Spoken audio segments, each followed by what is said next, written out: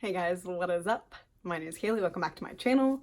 Today, I'm a bit messy, but it is time to discuss my ContemporaryAthon TBR. I decided to do like a mini get ready with me. I've got most of my foundation stuff done, just need to do my eyes and my eyebrows, so I figured it'd be a quick TBR video. So let's just do that. I'm going to do my eye makeup to match the book cover that I am most excited about for the ContemporaryAthon. So you can try and guess as I go, and I'll show you at the end what I was aiming for. We don't know what's gonna happen. This is gonna be interesting. Let's go, let's do this. ContemporaryAthon starts the 23rd of September, goes to the 29th of September. I've participated in all of them, even when I wasn't on Booktube yet, but watched Booktube, specifically Chelsea Darling Reads channel.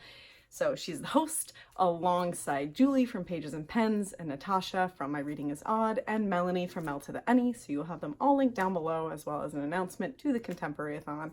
Let me know down below if you are participating. The challenges are great this year. I particularly like the last challenge the most, but we'll get to it. I'm getting ahead of myself. So let's start getting my makeup done, and we'll go over the challenges and what I picked for them. I've picked a book for every single challenge that there is, which is stupid of me because it is September 12th and, well, it's the 11th. It is September 11th right now. And I got really confused because I also announced that it is RM's birthday, which is the 12th, but in Korea it is the 12th right now. So anyway, it is September 11th. I have finished one book, which was a reread, which was The Layer of Dreams for the read-along, and 2 graphic novels that I read the first day of the month, and nothing else.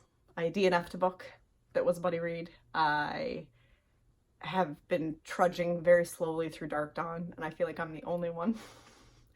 And that's it. I picked up another audiobook of a reread that I won't get to yet, and it's the only thing that's kept me going, honestly. So 7 books in 7 days is probably not going to happen. We're going to see. A lot of these books could go for multiple prompts, so I do intend to complete all of the prompts. I just don't think that 7 is probably going to be feasible, but we're going to give it a shot. So as soon as I'm done with my one eyebrow, we will get into the prompts.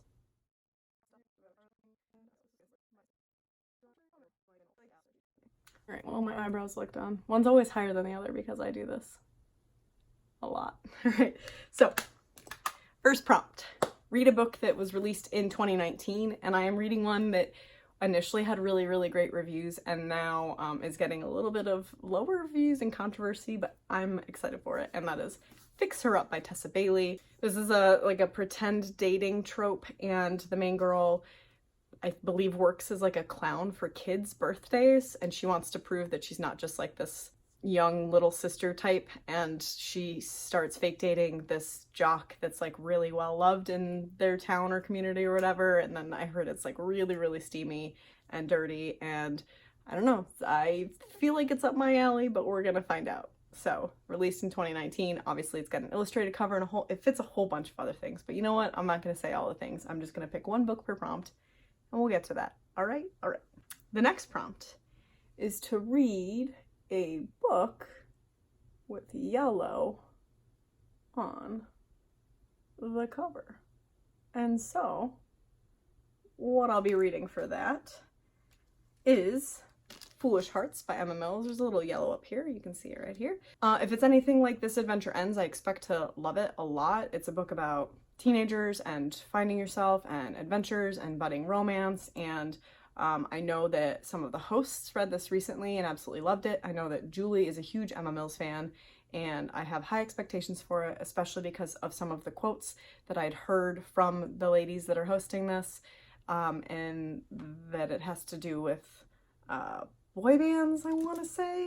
Am I thinking of the right book? And gaming with your brother, which is something that I grew up doing. My brother is 12 years younger than me, so after I moved out, he was like still just barely in elementary school, and one of the ways that we bonded was playing video games, and we haven't done it in a while because he started playing games that I'm not really into, like Fortnite and CSGO, etc.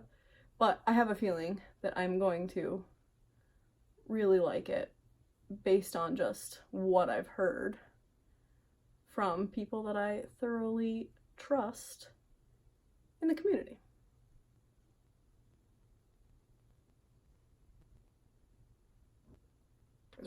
The next book I intend to read, I already have the ebook copy downloaded, so I'll put it up here, but it is a diverse read, and for this I'm reading a book that I've put off for like entirely too long, and that book is On the Come Up by Angie Thomas.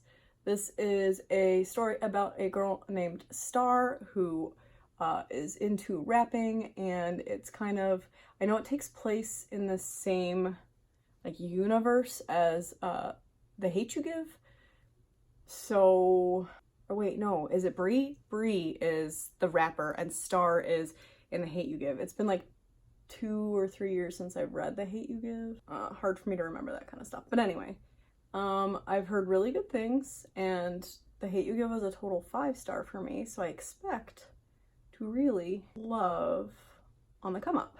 And I like to, in my TBRs for week-long readathons, have a ebook because it just makes it easier to get 7 books done, because there are times when I can't physically hold a book, you know? So that will be my choice for diverse read.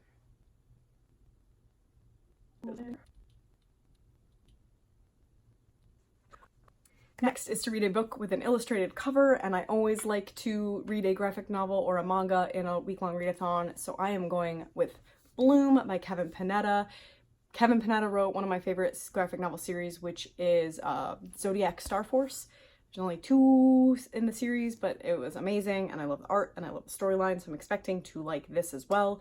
This is a male-male romance, and I believe it has to do with baking or cooking, one of the two, and I've heard really good things. There's not a whole lot of text, which makes it a quick read, and with the month that I am having, it's going to be necessary, so my illustrated cover.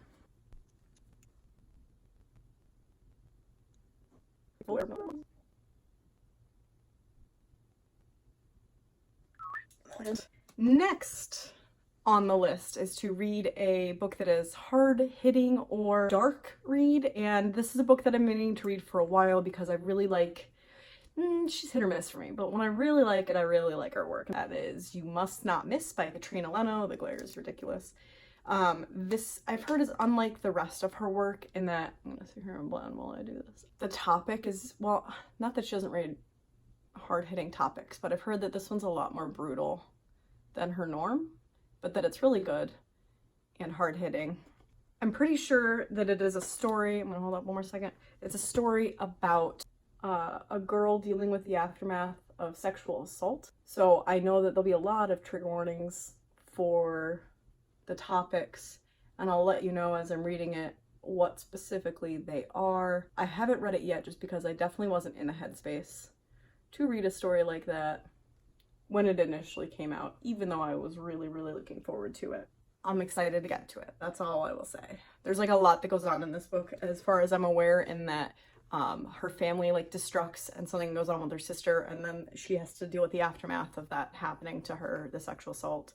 So I'm gonna have to plan when I read that in the readathon because I don't want it to be mistimed and like put me in a, you know what I mean?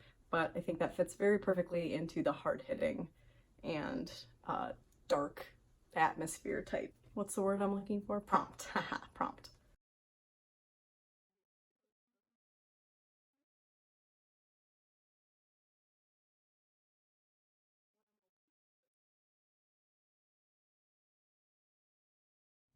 So before I do my eyeliner, we'll get to the next readathon prompt, which is to read a book that has plants on the cover, and I'm going with Maybe Another Life by Taylor Jenkins Reid. Obviously, I've been a fan of everything I read by Taylor Jenkins Reid, so I assume that I will like this as well. This is a story about a girl who goes to a bar and meets up with this guy, and it diverts into 2 timelines, one where she actually goes home with him and one where she doesn't, and you follow how much one decision can affect a person's life. I'm really excited for it. I have full faith that this will probably be at the near top of my, if not the top of my readathon list. when I get to the readathon, and I believe I'll probably start with this and have like a strong author up front that I know has not let me down in the past. So not gonna do fake lashes because this look is already pretty excessive. And I have to like go to the library and the grocery store and possibly Target, and I'm gonna be looking like I'm about to go clubbing, but that's okay. For a second I had a panic attack that I wasn't actually filming. All right, last but not least, this is a prompt that I really think is very smart and creative and a way to show off the community and other people's tastes and who you are influenced by. And that prompt is to read a book that is beloved by someone else in the book community, whether that be on BookTube or Bookstagram or BookTwitter or BookBlog. And I am picking one that one of my best friends on BookTube talks about all the time, and that is Far from the Tree by Robin Benway. Yeah, I got that right. Okay, so this is a story about siblings, and I believe it has to do with adoption and coming together and that kind of thing. All I know is that Lacey really likes it.